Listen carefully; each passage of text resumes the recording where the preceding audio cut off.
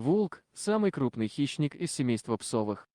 Ближайшими родственниками волков являются койот и шакал, которые тоже входят в род волков. Волк является предком домашней собаки, которая рассматривается учеными как подвид волка. Волки образуют стаи, в которых имеется четкая иерархия.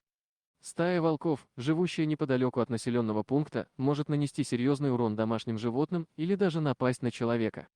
Волк с давних пор является врагом человека, и на него издавна ведется охота.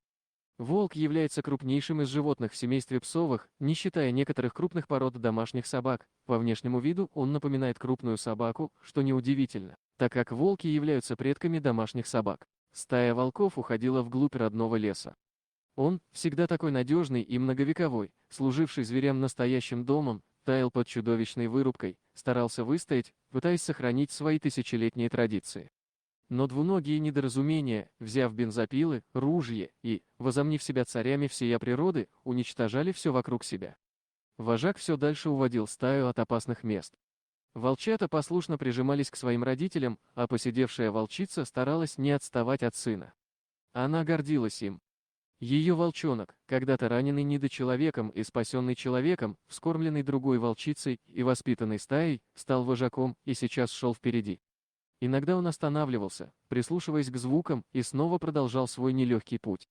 За ним шла его стая. Молодых и пожилых, сильных взрослых волков и совсем еще несмышленышей. Вдруг появился незнакомый гул. Он нарастал. Над их головами пролетела винтокрылая машина и, почти задевая огромные кедры, приземлилась. Через некоторое время винты заработали на максимальной мощности, и вертолет взмыл в воздух. Прохор чувствовал волчью стаю. Десятки лет, прожитых в тайге, рядом с ее законными хозяевами, научили его быть частью этого мира. А пришельцы на вертолете сейчас совсем были не кстати. Понимая, что вновь начнется пальба, он обнял жену, взял ружье и направился к месту посадки непрошенных гостей. «Проша, что-то мне неспокойно. Давай-ка я с тобой пойду». Громко окликнула его Мария и прихватила рюкзак. Тихонько переговариваясь, пара приближалась к шумным гостям. До места отдыха оставалось пройти несколько сотен метров вдоль реки. Оставалось несколько минут до рокового выстрела и страшного нечеловеческого воя. «Ну что? Отдыхаем. Давайте поляну накрывайте, а я сына научу стрелять. У меня тут места знакомые. Отойдем с ним немного. Разбивайте пока лагерь. Антоха, пойдем. Ты же хочешь стать настоящим мужчиной?» Прозвучал уверенный и надменный голос хозяина жизни. «Андрей, зачем ему охота? Разве нельзя без этого? Ты же обещал рыбалку, а не стрельбу». С горечью промолвила молодая красивая женщина и поправила свои черные, как смоль, волосы. «Татьяна, не лезь в мужское воспитание», — отсек ее муж. «Пап, а что для этого нужно? Мы будем стрелять?» — спросил мальчуган.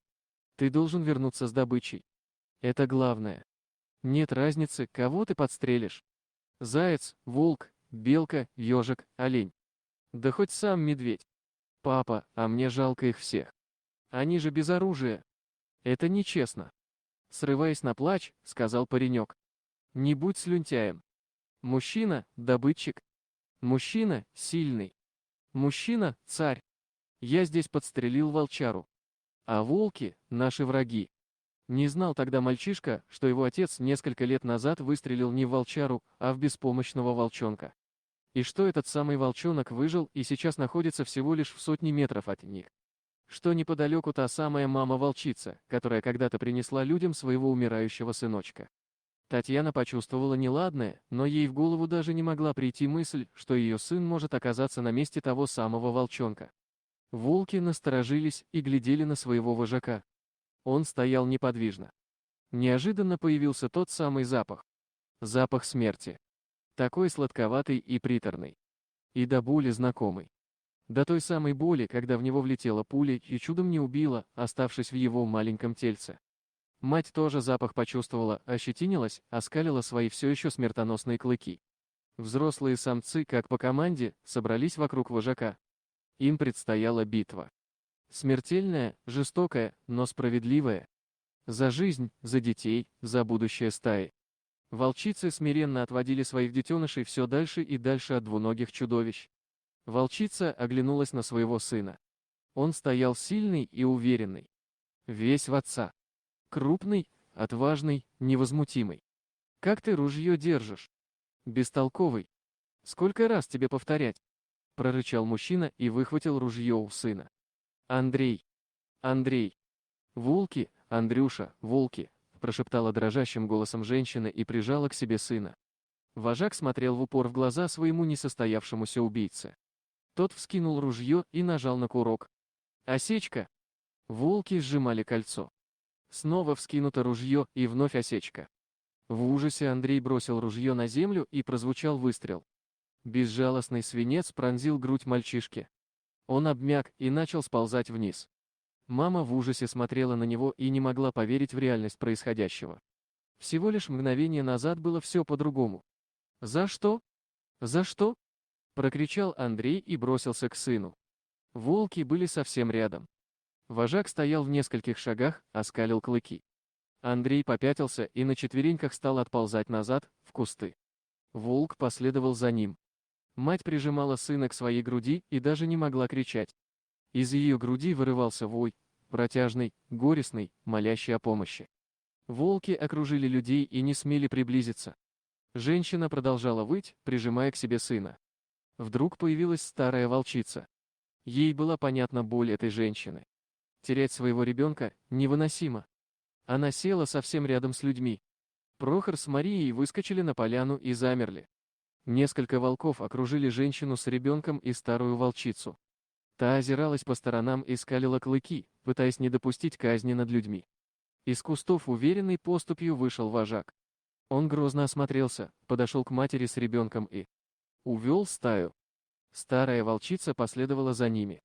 Отойдя на несколько десятков метров, она повернулась и легла на землю, наблюдая за происходящим. «Будет жить. Вовремя мы подоспели. Легкая не задета. Болевой шок. Скоро пройдет», — промолвила Мария и оглянулась на волчицу.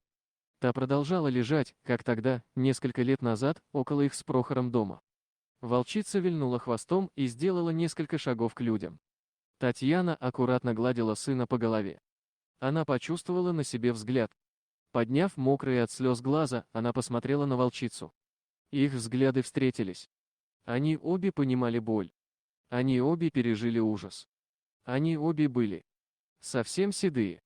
Дорогие друзья, если вам понравилось видео, поставьте лайк, а также подписывайтесь на канал, где найдете еще много интересного.